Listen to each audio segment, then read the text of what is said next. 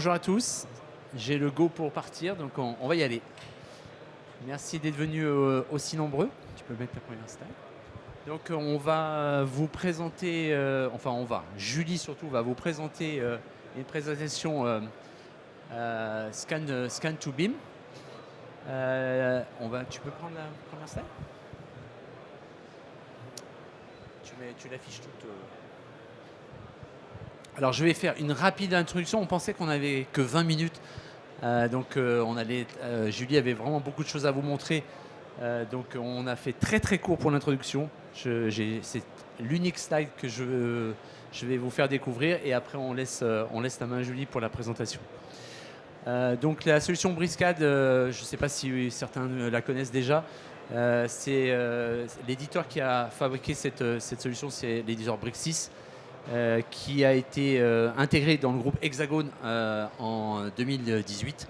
Et depuis cette intégration, Briscad a vraiment une couleur maintenant internationale sur tous les continents aujourd'hui et de plus en plus connu, et notamment en France où il y a 3-4 ans, Briscad était absolument inconnu.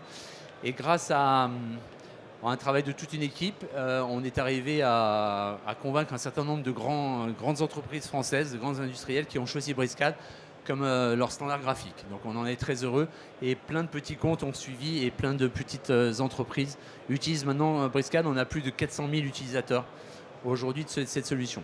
Donc nous on est Grapland, Julie et moi nous sommes de la société Grapland, on est le premier partenaire de Brixis en France.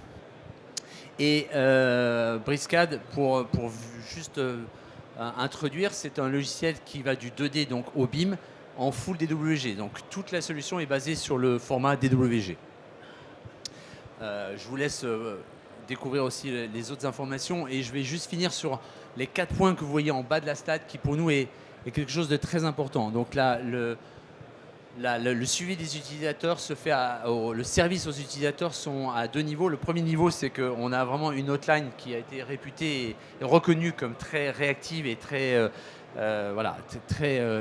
en capacité de répondre rapidement aux questions des utilisateurs.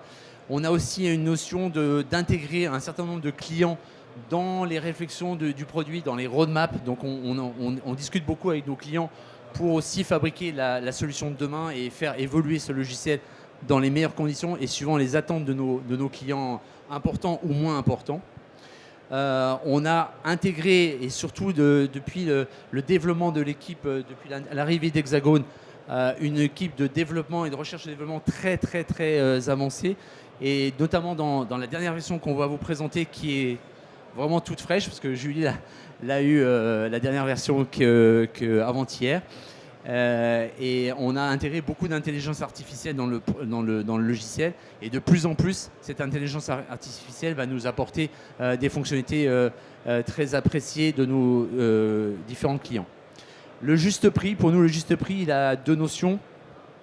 On a une position effectivement de tarif assez particulière sur le marché, et le souhait c'est de permettre d'utiliser effectivement cette technologie très avancée pour le plus grand nombre, que ce ne soit pas une restriction de capacité financière. Donc on donne cette technologie au plus grand nombre. Et la deuxième chose, c'est le juste prix, c'est le prix qui nous permet, et qui permet surtout à Hexagone, de continuer à développer et d'enrichir cette version. Et s'il y a certains clients qui sont déjà dans la salle qui utilisent Briscad depuis 2-3 ans, on peut voir l'évolution très très rapide de ce logiciel. Aujourd'hui, peut-être il y a 30 ou 40% des fonctions qu'on va vous montrer aujourd'hui qui n'existaient pas il y a 1 an. Donc c'est un logiciel qui évolue très très vite. Et la dernière chose, flexible parce que en fait, tous les modèles de licence sont possibles. On a les licences monoposte, les licences réseau, on a les modèles de paiement à la licence pour garder la licence à vie, mais aussi on a des souscriptions. En fait, on a tous les modèles possibles et inimaginables pour répondre justement à toutes les attentes de nos clients, que ce soit financièrement ou techniquement. Voilà, donc je ne vais pas en dire plus parce que l'essentiel c'est quand même de vous montrer le produit. Et donc là je vais passer la main à Julie qui va essayer de vous montrer plein de choses. Alors elle voulait elle voulait vous montrer beaucoup de choses. On va essayer d'en faire en sorte de vous montrer l'essentiel. Et puis après, on pourra se retrouver aussi sur notre stand pour compléter si vous avez des questions. Voilà, je vous laisse découvrir la solution. Prescad. Ok, bonjour à tous. Je vais finir avec une dernière slide pour annoncer ce que je vais vous montrer. Donc ça va être découpé à peu près en 4 parties. Donc la classification, la modélisation, la propagation et la bimification. Vous verrez, Briscad a une philosophie de pensée, si vous ne connaissez pas encore, assez souple. Donc j'ai accès là-dessus sur le nuage de points, évidemment, mais c'est un logiciel, comme l'a dit Frédéric, qui travaille sur le DWG et qui fait aussi bien de la 2D de manière standard que de la 3D en modélisation directe, type SketchUp, et du BIM, donc avec des informations. Et donc on peut produire un IFC avec des propriétés personnalisées ou des propriétés de classe IFC standard. Donc je vais directement passer sur le logiciel. Alors je vais essayer de faire mon possible pour être en live, mais j'ai pas de bureau pour poser ma souris, donc si jamais ça rip, je suis désolée par avance. Le logiciel existe bien évidemment en version française, et donc je lance le lanceur pour vous le montrer, mais comme l'a dit Frédéric, la version anglaise V24.2 vient d'être disponible cette semaine. Je trouvais ça intéressant de vous présenter les nouveautés, puisqu'elles sont orientées nuage de points, et malheureusement pas disponible aujourd'hui en français. Elle va sortir soit dans la fin de semaine, soit la semaine prochaine dans la version française. Vous pouvez déjà tester la V24.1.8 en français, qui propose déjà pas mal de fonctionnalités sur le nuage de points, la 2D, la 3D, la version topo, mécanique et BIM. Donc c'est un logiciel tout en un sur le DWG, et vous allez pouvoir switcher d'interface de la 2D au BIM quand vous le souhaitez sur un même projet. Donc ça permet à tous les collaborateurs de travailler dans un seul environnement, sur un seul format, pas d'import-export. Donc là, je vais lancer le logiciel du coup en anglais, mais je dirai le nom des outils en français pour que vous y retrouviez. Donc là, je l'ai déjà lancé en fond. Aujourd'hui, on est dédié au nuage de points.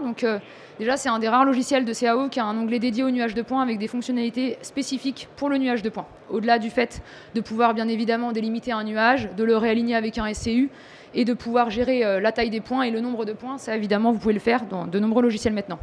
Ma première partie, donc, c'est vraiment la focalisation sur le fait que c'est un logiciel qui va aussi vous permettre en amont, avant de travailler sur un nuage de points, de faire déjà des actions.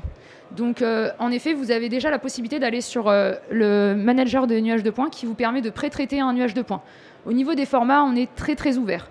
On va pouvoir prendre le LAS, le PTS, le PTX, le 57, le RCS, RCP, HSPC, vous pouvez tout prendre. Donc on est très ouvert. Vous pouvez essayer donc, avec une version d'évaluation de votre côté si vous le souhaitez. Vous avez accès à 30 jours si vous créez un compte sur le site de Brixis. Ici, vous pouvez donc pré-traiter un nuage de points, visualiser son état de pré-traitement et l'insérer. Donc ça va vous faire déjà gagner du temps si vous passiez avant dans d'autres produits. Au niveau du pré-traitement, ça ne s'arrête pas là. Là, j'ai choisi pour la démonstration un nuage de points qui fait 44 Go, qui n'a pas de photogrammétrie dedans. Donc on a simplement les points et vous voyez qu'il n'a pas de couleur. Ça me permet de vous présenter l'outil Color Map, donc les maps de couleurs en français, qui vous permet en fait de gérer vos maps, donc par élévation par exemple, ou par normal. Les normales, c'est super pratique, donc c'est un conseil pour faire de la remodélisation, parce que vous voyez bien les axes. Donc ici, vous voyez, si je tourne autour de mon nuage, qu'on a des colorisations différentes selon les axes. On a aussi un autre outil qui nous permet de gérer notre nuage de points en amont avant la modélisation, c'est classifier. Alors ça prend un certain temps, donc je l'ai déjà fait en amont sur une certaine partie du nuage. C'est très très long la classification. Ça a un but quand même assez cool. Quand on a des points, on en a beaucoup, et donc la classification va permettre en fait d'avoir des classes de points. Donc de pouvoir voir wall, mur, plafond, porte, dalle, etc. Comme ça, si vous focalisez que sur les dalles, vous pouvez allumer que les points qui correspondent aux dalles. Ça, c'est un outil qui est nouveau, donc c'est pour ça que je me suis mis sur la version V24.2 et il n'est pas actuellement sur la version... il marche moins efficacement sur la version actuelle en français. Ici, donc, je vais pouvoir, par exemple, faire une coupe dans mon nuage juste pour vous montrer qu'on peut aussi gérer les couleurs de map par rapport aux classifications, ce qui est vraiment pratique pour travailler dessus. Donc si par exemple je fais une coupe de volume dans mon nuage et que je l'active, cette coupe, excusez-moi.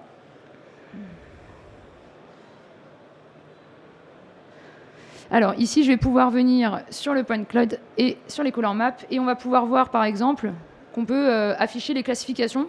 Donc j'ai classifié qu'une seule petite partie, mais vous voyez ici par rapport à la map de couleurs. Et donc après dans le gestionnaire des nuages de points, vous pouvez décider d'allumer que les portes, d'éteindre les murs par exemple. Donc là si j'éteins les murs, ils vont disparaître.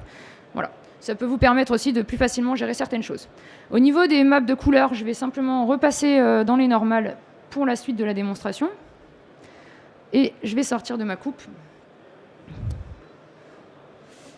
Alors, ici, pardon, c'est pas facile sans le bureau, je vais y arriver. Voilà, ici, donc, on a aussi un outil qui est sympa qui s'appelle Detect Floor. Donc, vraiment très, très, très pratique. Si vous cliquez dessus, en fait, ça vous crée des niveaux par rapport à vos dalles. Donc, en fait, il va comprendre qu'il y a un ensemble de points qui a une horizontalité et il va créer des niveaux par rapport à ça. Donc, ça vous fait des zones de coupe comme celle que je viens de faire dans l'autre sens. Mais aussi, ça vous crée des niveaux dans la story bar, outil que je vous présentais tout à l'heure, qui vous permet de voir en plan votre nuage dans des zones très fines et de retravailler dessus. On va aussi avoir, donc, grâce à cette détection des planchers, une possibilité de détection des pièces et donc de pouvoir travailler pièce par pièce. Si vous détectez les pièces, vous allez pouvoir ici avoir cette fois-ci un classement des points par pièce et donc facilement travailler sur un niveau spécifique. Par exemple, ici, si j'éteins le niveau 4 et 3 et que je veux éteindre le niveau 1, je peux isoler les niveaux. Je peux aussi isoler des pièces. Si par exemple j'ai envie d'isoler la chambre 7, mince, j'ai fait l'inverse, éteindre de tout et allumer la 7 ou la 6. Le reste des points que vous voyez qui peuvent vous perturber, ce sont des points qui n'ont pas réussi à être classifiés dans la classification. Vous pouvez les éteindre, c'est des points qui nuisent à la visibilité. Donc vous voyez ici, j'isole facilement des pièces. Je vais tout rallumer et on va commencer à travailler en plan, en modélisation. Donc ces outils en fait, que je vous ai montrés sont en amont du travail de modélisation, mais vous permettent de travailler une modélisation beaucoup plus allégée, facile, parce que quand vous avez des points, c'est vraiment pratique de tout savoir, mais c'est vraiment compliqué en 3D de venir modéliser dedans. Ici, donc, je vais maintenant aller dans ma storybar. Ça s'appelle aussi storybar en français. Donc vous allez pouvoir cliquer dessus, ça vous fait une zone de coupe en fait, qui vous laisse voir votre nuage avec une certaine épaisseur. Donc ça, c'est automatisé, c'est super pratique. Et en fait, donc, je reclique dessus pour me mettre en vue de plan, comme ça c'est plus facile. Je vais pouvoir le délimiter davantage en remontant. Si vous remontez cette petite pipette, en fait, vous pouvez avoir qu'une seule... prendre une petite tranche très fine qui va vous permettre de laisser l'information que vous voulez. Vous pouvez aussi la situer en hauteur comme vous voulez pour, par exemple, passer au-dessus des murs. Parce que ici, dans mon nuage, j'avais des sanitaires. Voilà, si je veux monter au-dessus, je peux passer au-dessus et travailler comme ça. Donc, une fois que vous avez ça, donc grâce au normal, vous voyez, je vois bien les délimitations des murs. Je vais passer enfin à la modélisation. Alors, on a plusieurs façons de modéliser dans un nuage de points dans Briz4. C'est ce que j'apprécie beaucoup, c'est la souplesse des philosophies de modélisation.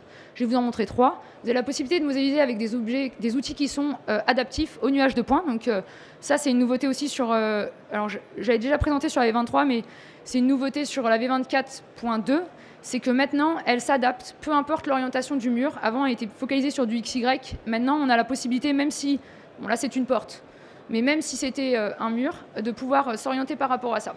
Donc ça laisse beaucoup plus de souplesse. Cet outil de mur adaptif, vous pouvez l'essayer, et donc quand vous allez passer votre souris, vous voyez, automatiquement va se snapper sur les bords de votre mur. Donc vous n'avez pas à réfléchir, il va faire la moyenne à votre place et vous proposer comme ça une position. Ici, donc, vous pouvez balayer votre modèle et il va vous proposer les différentes positions. Voilà, ici par exemple. Donc je vais faire qu'une seule pièce pour la démonstration parce que je n'ai pas beaucoup de temps. Mais vous voyez, ça se réadapte. Ensuite, libre à vous d'utiliser les outils de Briz4 pour venir travailler votre modélisation. Comme par exemple l'ajuster en angle, qui est assez efficace. Là, je m'arrête à une pièce, mais vous pouvez tout modéliser assez rapidement si vous essayez le produit. Ici, donc, on va pouvoir faire comme ça. On peut aussi utiliser des outils de pouce étiré, des outils de connexion au plus proche, par exemple, et ainsi de suite. Vous avez la même chose pour la colonne. Donc ça, c'est une nouveauté. Ça n'existait pas dans la version d'avant. Donc circulaire, arrondi, ou en allant chercher une librairie ou un profil. Et pareil, c'est de la reconnaissance. Donc il va faire la moyenne des points par rapport à l'endroit où vous allez vous positionner. Vous voyez ici, il va vous proposer plusieurs positions et au moment où vous cliquez, faire la moyenne. Donc ça, c'est assez efficace. Donc je vous conseille de l'essayer. Voilà, c'est une nouveauté.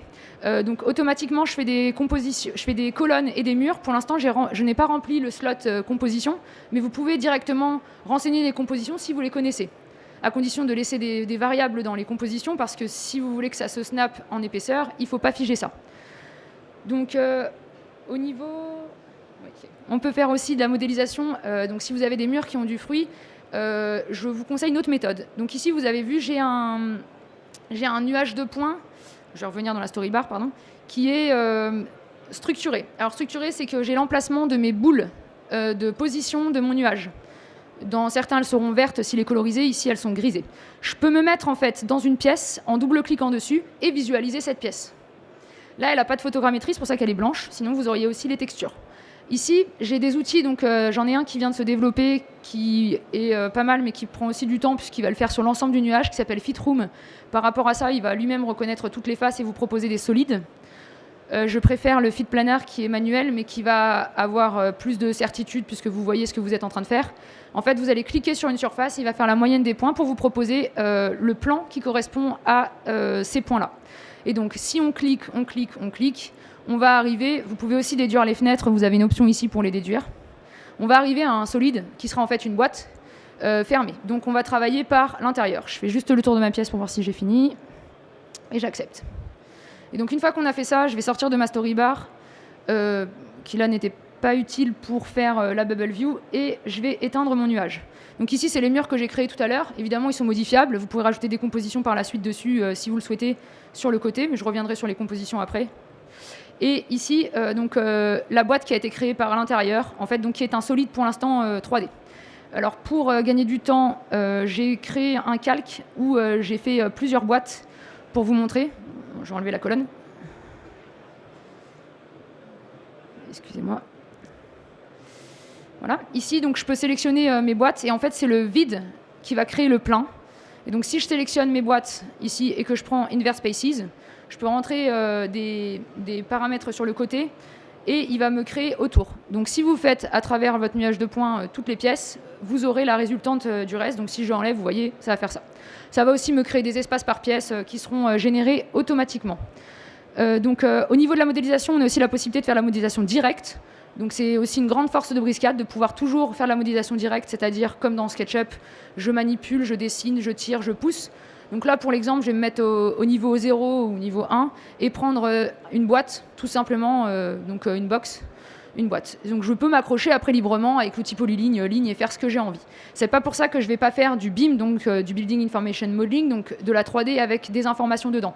Si je fais ça et que je mets par exemple 500 de haut, je sors de ma boîte, je sors de ma storybar, pardon, et je vais venir regarder en éteignant mon nuage de points, ma boîte. Donc elle est ici. Alors, cette boîte-là, on peut faire de la modélisation directe et en faire quand même du BIM. Donc, je peux très bien sélectionner cette face et faire un pouce étiré vers le haut. Je peux très bien venir ici, prendre la face et venir découper mon modèle ici pour, par exemple, faire une rampe. Je peux très bien venir ici, prendre mon arête et la descendre, par exemple, vers le bas pour créer une inclinaison avec un certain degré, etc. Je peux faire une extrusion. Donc, j'ai totalement la main sur ce que je dessine dessus. Ça n'empêche que ça sera quand même une rampe qui sera classifiée en IFC si j'en ai envie. Je peux la sélectionner et venir ici sur mon quad, aller dans la catégorie BIM et venir dire que c'est une rampe. Et dans ce cas-là, dès que j'aurai fait ça, ce n'est plus un solide 3D, c'est bien une rampe ici. On peut dessiner donc avec grande souplesse dans Briscad. On a la facilité de dessiner sur n'importe quel plan. Par exemple, ici, Shift, je peux dessiner dessus et dessiner un garde-corps, quelque chose avec une orientation spécifique. Qui se fait de manière assez simple et souple. Vous pouvez faire, donc, comme je le disais, des pouces étirés. On peut aussi utiliser toutes les commandes que vous connaissez probablement sur AutoCAD pour dessiner sur un mur et pour venir, par exemple, y rajouter, si vous voulez, une fenêtre, quelque chose. Voilà. Donc il y a une grande souplesse de dessin. Je vais maintenant passer... J'ai un doute, oui, c'est bon. Je vais maintenant passer donc aux propriétés BIM. Donc pour ça, je vais aller sur un modèle un petit peu plus avancé que j'ai fait de ce projet.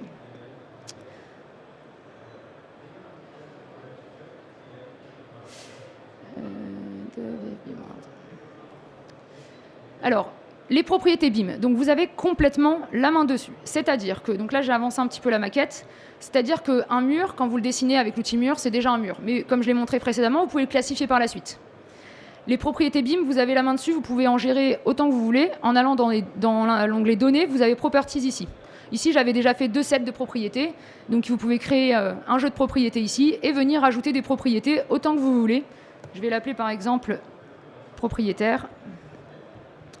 Et donc, ça va se lire dans l'IFC. En fait, ce que je viens de créer dans BIMworld et BIMworld 2, ce sont des P7 qui vont être rajoutés dans mon IFC.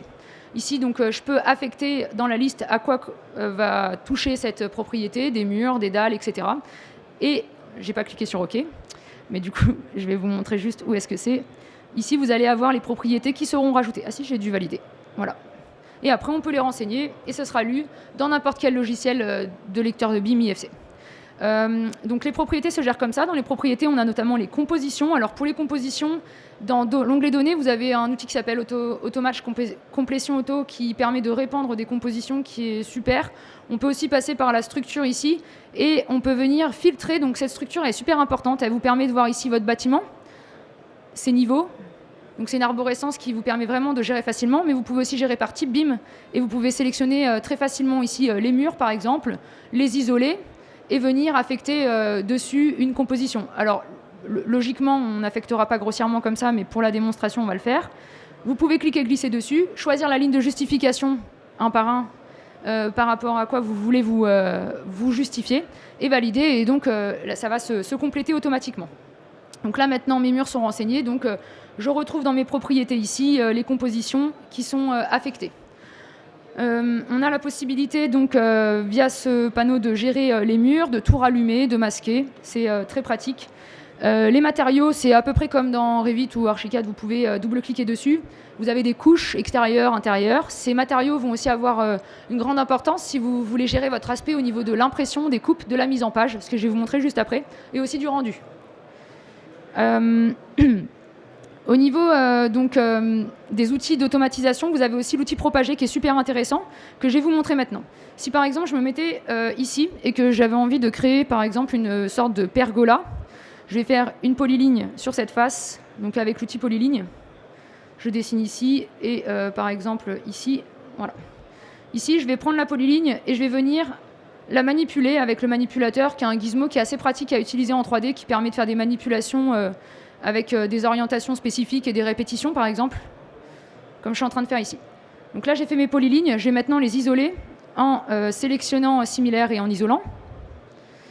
Une fois que c'est fait, je vais venir ici dans les profils. Alors les profils BIM, vous pouvez en rajouter autant que vous voulez. Ils sont tous paramétriques, vous pouvez réassocier des formes si vous le souhaitez. Et donc vous voyez, si par exemple je prends celui-ci, c'est généré par rapport à des cotes et vous pouvez donc rajouter autant de paramétrage que vous voulez. Donc là je vais prendre ce profil-là et je vais le jeter sur mes polylignes et donc ça va directement affecter. Ici donc j'ai un problème de jonction que je vais pouvoir gérer avec le même outil de jonction que j'ai utilisé sur les murs, comme ça, et choisir aussi éventuellement la forme de la jonction si j'en ai envie. Là, je le fais une fois pour vous montrer l'outil Propager, donc pour l'instant, ce n'est pas le cas sur les autres. Ici, l'outil Propager, il est super, et il sert dans énormément de cas de figure. On va pouvoir propager cette intersection. On peut même l'enregistrer dans les détails si on veut la réutiliser dans d'autres types de projets, avec des armatures par exemple. Il va me proposer les endroits dans mon programme où c'est possible de le mettre. Si je dis non sur ces deux-là, je vais pouvoir le faire moi-même manuellement d'une autre manière ici. Et donc venir, comme ça, gérer peut-être autre chose. Sur les autres, ça a bien été propagé.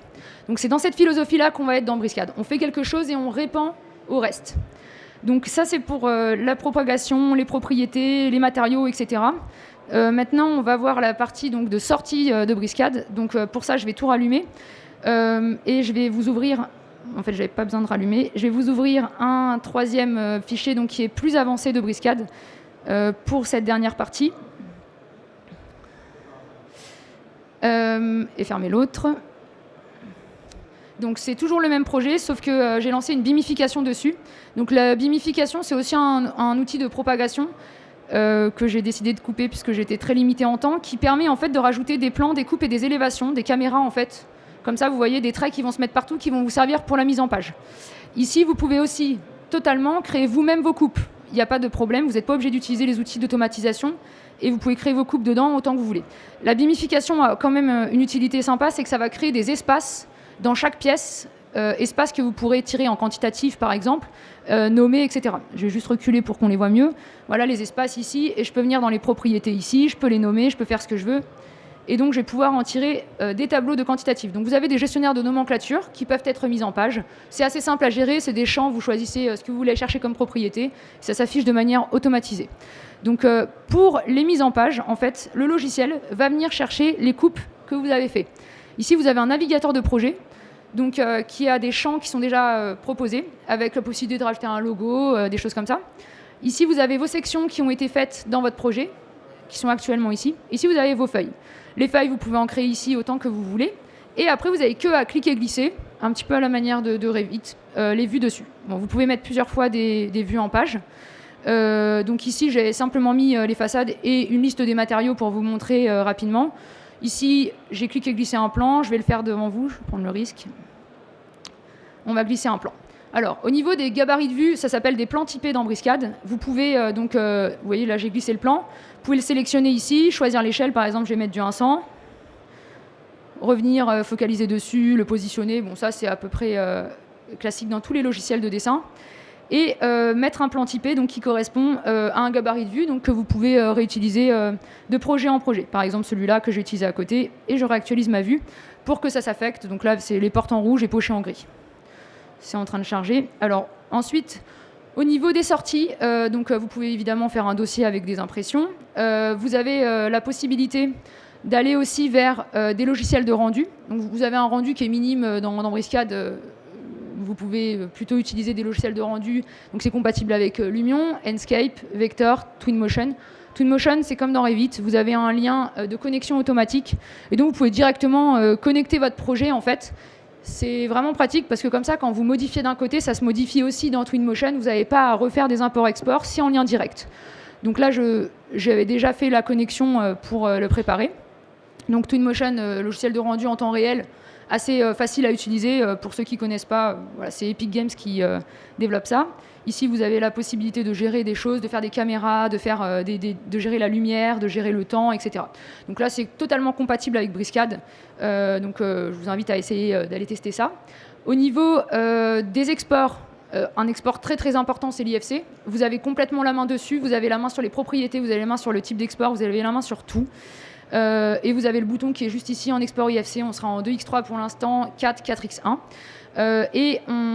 Et donc vous pouvez exporter votre IFC, ça créera un IFC, vous pouvez aller le tester sur Revit. Ce matin, je ne sais pas si la personne est ici, on a fait un test avec Archicad aussi, ça marche très bien. Tout était récupéré et les propriétés, c'était même encore modifiable. Ici, donc, vous pouvez, une fois que vous avez fait l'IFC, vous pouvez donc aller le chercher. Et donc, vous pouvez aussi mapper les propriétés. Alors, ça, c'est peut-être pour les plus grosses entreprises, mais donc parfois, on a envie de standardiser un petit peu les propriétés IFC. Comme dans Briscad, c'est très souple, vous avez la possibilité de faire ce que vous voulez.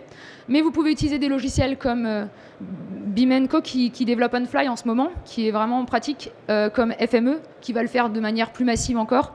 Là, on a fait un script qui est très simple, avec les P7 sources que j'ai sur mon fichier Briscad. Donc, un P7 de Wall Common qui veut dire qu'il est extérieur ou non. Et le BIMWorld, le P7 que moi-même j'ai créé, qui s'appelle propriétaire. Le but, c'est de les rappeler IFC, information et extérieur, en gardant les propriétés qui y sont associées. Et donc, une fois que vous lancez dans FME votre script, vous pouvez venir chercher en fait votre IFC de base, le fichier de Excel qui vous permet de mapper en fait les paramétrages et faire tourner la machine. Et en fait, ça va vous sortir un IFC. Alors, moi, j'utilise BIMvision, que je trouve très bien pour faire de la lecture d'IFC. Mais il y a d'autres lecteurs. Pour vérifier, c'est comme ça, si ça fonctionne bien, c'est un logiciel qui est gratuit, Viewer. Et donc, une fois que vous avez fait votre export, vous pouvez venir tester si ça fonctionne bien en cliquant. Et donc là, vous voyez que le mappage a réussi et les propriétés ont bien été transformées. Je crois que j'ai fini. Bon, bah bravo Julie. Oui, j'ai fini. Alors déjà, je ne sais pas vous, mais moi c'est la première fois que je vois une démo avec la jambe. Hein, c'est une première. Comme vous avez vu, Julie voulait vous montrer un maximum de choses en un minimum de temps. Ça a été très rapide, donc si vous voulez consolider ces informations, bah, on vous invite de nous rejoindre sur notre stand Hexagone au milieu du salon. Mais je crois qu'on a encore quelques minutes, on peut faire des questions-réponses. Donc si vous avez peut-être des questions à nous poser, je peux vous joindre le micro et si on peut y répondre en live.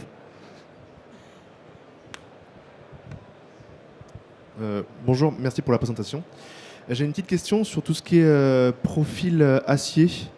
Est-ce qu'on peut télécharger directement une bibliothèque fabricant, constructeur? Quel format sont les profils? C'est du DWG, j'imagine? Alors, sur les formats, on est en DWG, comme c'est notre format, c'est l'idéal. Maintenant, donc si c'est des profils pour ajouter dans la bibliothèque de profils et BIM, c'est bien la question?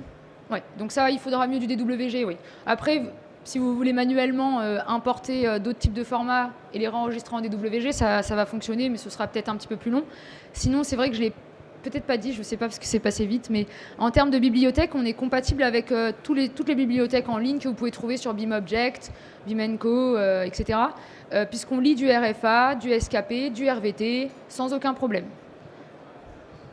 Donc vous pouvez aussi aller chercher directement des composants, qu'ils soient SketchUp ou Revit, des familles, pour les réutiliser dedans. Je ne l'ai pas montré, mais ça marche très bien, y compris les fenêtres, les meubles, etc. Bonjour Julie, merci pour la présentation. J'ai une petite question, là c'était surtout sur la partie archi et structure qu'on a vue pour la partie rétromodélisation au niveau de Briscad. Au niveau de la MEP, Process, Cana, etc., est-ce qu'il y a aussi des outils d'aide à la rétromodélisation comme on a pu voir pour les murs et les colonnes? Alors pour l'instant, je trouve que c'est pas aussi efficace qu'en archi. En revanche, sur notre stand, il y a aussi Leica qui présente son propre produit qui s'appelle CloudWorks, qui fonctionne dans Briscad. Donc en effet, pour l'instant, quand on fait vraiment à fond la MEP, il faudrait mieux faire tourner un plugin supplémentaire, se baser sur Briscad pour faire plutôt les murs et le gros œuvre et l'agencement. Et pour le reste, passer sur CloudWorks, qui pour l'instant est plus performant au niveau de la détection des profils.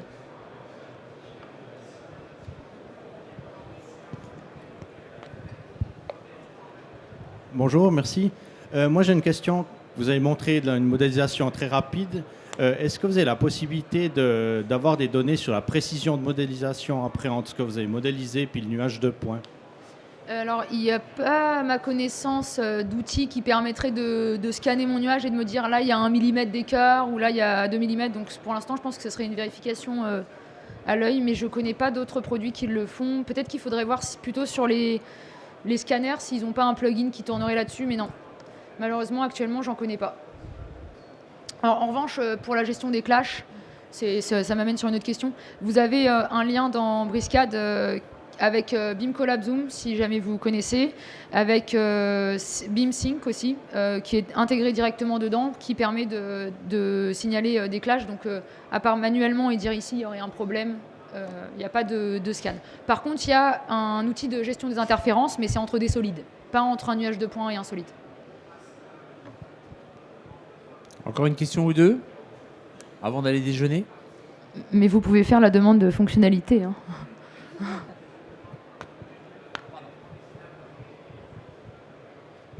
Bonjour, merci pour la présentation. Vous manipulez les nuages de points assez facilement.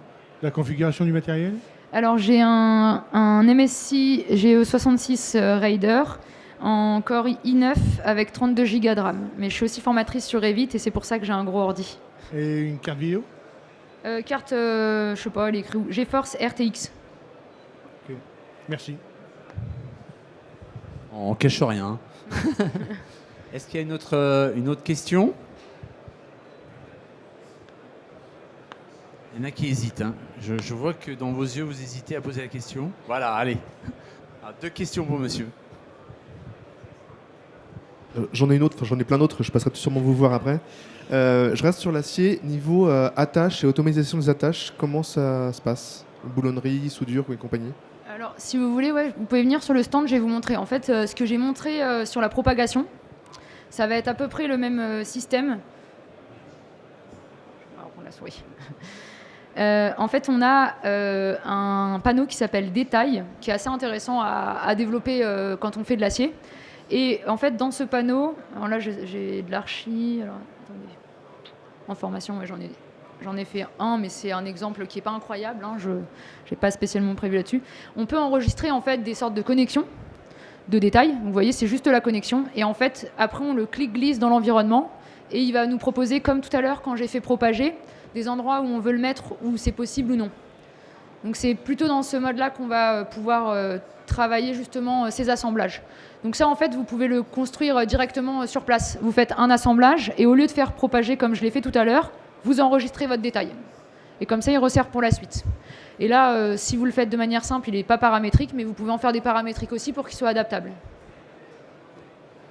Voilà, bah écoutez, on vous remercie pour toutes ces questions. Encore une fois, on sera heureux d'approfondir certains sujets si vous le souhaitez avec nous sur le stand Hexagone Brixis au milieu du salon. Merci à tous, bonne journée.